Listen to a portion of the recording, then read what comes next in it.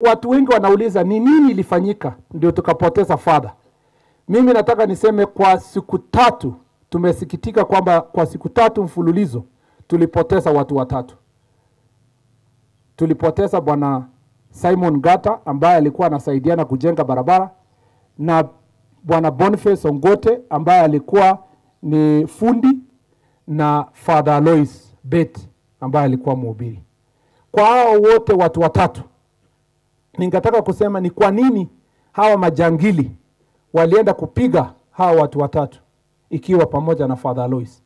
Ni kwa sababu kwa wiki tatu iliyopita askari wetu ama idara ya polisi imeongeza ile operation ya kuondoa wahalifu kutoka sehemu hiyo.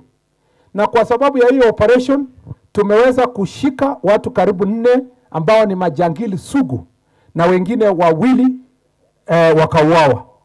Na mmoja wao ndio alikuwa komanda yao katika sehemu hiyo. Na kwa sababu ya hasira ya wale wengine alishirikiana nao, wakatoa hiyo hasira ya hiyo operation, wakaenda sasa wanatafuta kila mtu ambaye aswa kama Father Alois amepigwa tu bure kwa sababu amekuwa ni mhubiri wa kuleta amani na ni mtu amekemea mambo ya ujangili ya wizi wa ng'ombe na uaji wa watu. Father Alois amewawa bure.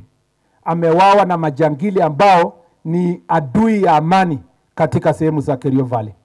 Na mimi nataka niwahakikishie ninyi Wakenya wenzangu ya kwamba kama vile tumedhibiti kupunguza kwa 50% mambo ya banditry katika Kerio Valley, tutajitahidi zaidi kwa miezi ambazo ziko mbele ndio tupeleke 50% hiyo iende ikielekea Suburi, kwa sababu tunataka kumaliza mambo ya uwizi wa ng'ombe.